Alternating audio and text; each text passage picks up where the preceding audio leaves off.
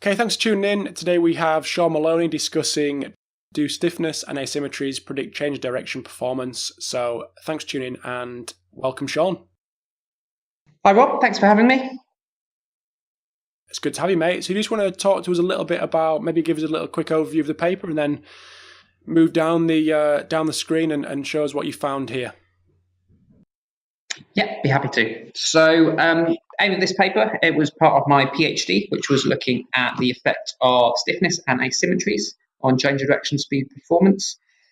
This paper, kind of the middle stone of it really, looking at the relationships between vertical stiffness and also going into a little bit of joint stiffness as well and its influence on change of direction, speed, performance.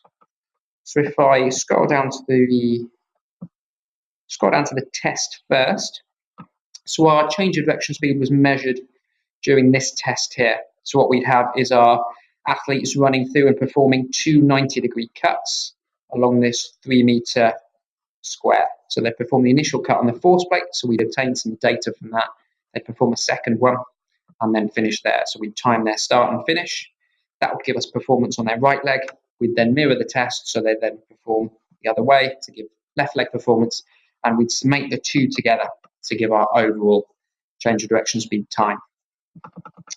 So we performed a regression analysis. We input variables from a single leg drop jump test, which is what we use to determine vertical and joint stiffness, and also variables from the change of direction speed test too. So input these into our regression model. We had a 2-variable regression model that predicted 62.9% of variance. The 2 variables within that were vertical stiffness during that drop jump and the asymmetry between left and right legs in drop jump height too.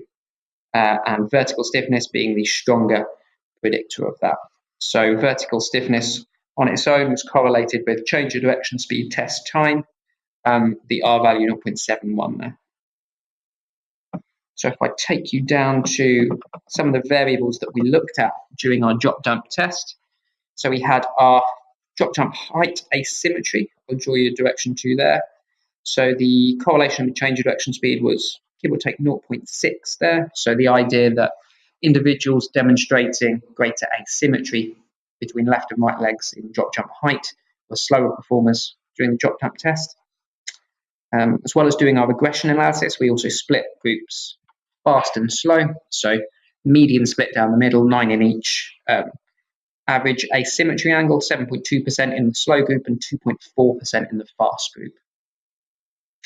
Also notable kind of trends there for ankle stiffness as well. So the idea that particularly if you're looking at tasks where you need to regulate ground contact time, ankle stiffness being really important within that. The idea if you have a stiffer angle, you'll be able to spend less time on the floor, you'll be able to direct that impulse a lot quicker. So if we look at our fast group and our slow group, we've got 602 there for the ankle stiffness in our fast group versus 488 in our slow group. Effect size of 0.6, so somewhere in the moderate region, but p-value not really showing significance. And again, correlation there quite weak. I think there's a few individuals that skew that somewhat. I'll also take you up to look at some of the variables that we looked at during our change of direction speed test too. So we can see the difference in times between the fast and the slow group, so 5.18 versus 5.64. So remember that total time is adding together the time they took on their left leg versus, and the time they took on their right leg. Probably the key thing for me here is looking at the ground contact times between the two.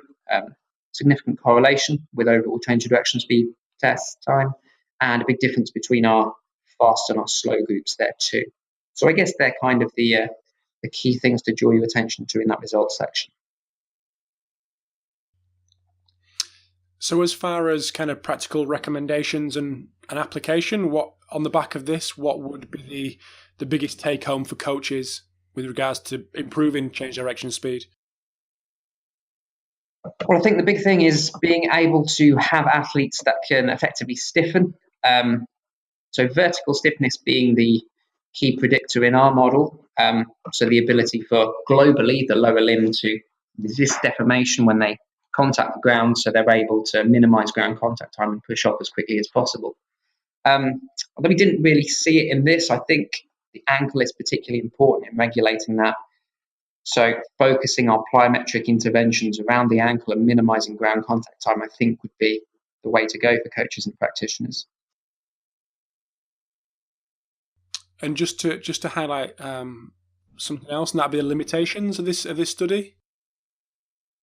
Yeah, I mean, with our sample, we were using kind of recreationally trained university level athletes. So we're not looking at elite athletes here, which obviously is a problem in a lot of the research.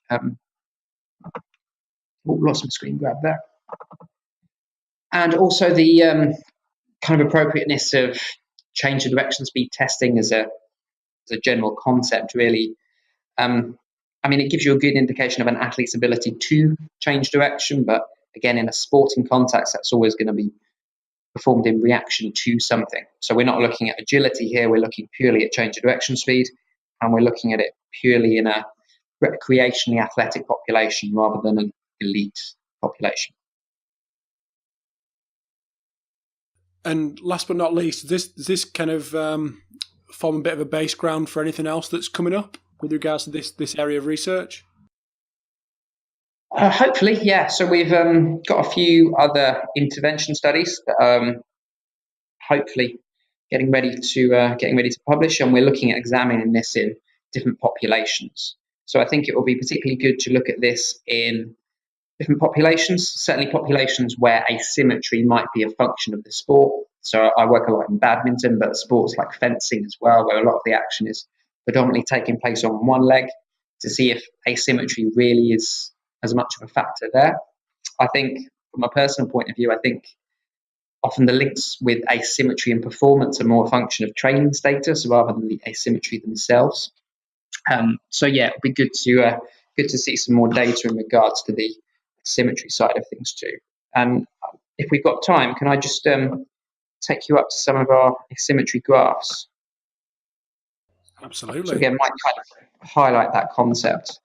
So this is looking at each of the individual participants, the direction of their asymmetry, and in both the single leg drop jump, so in terms of their vertical leg stiffness, and the asymmetry in that change of direction speed test. So basically, if they're this side of the line, they're dominant on their left leg. If they're this side of the line, they're dominant on their right leg. And we can see in a lot of individuals that doesn't always match up.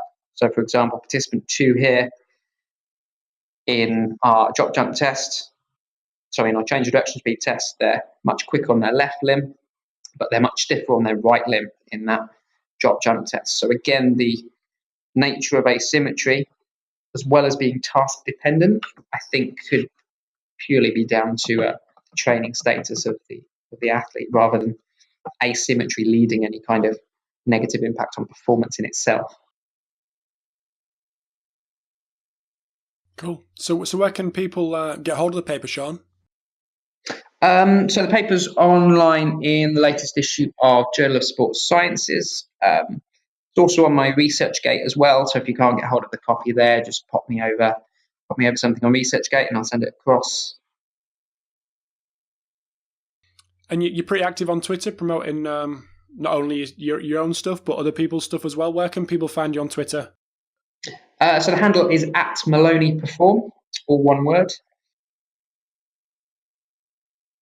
And you also do a research review as well. I suppose it's easy to do a research review of your own stuff, hey? Yeah, always helps. Sadly, I've not put any of my own stuff in before. Yeah, that would save me a lot of time, wouldn't it? You've given me an idea there, Rob. So where can people find out more about the research review?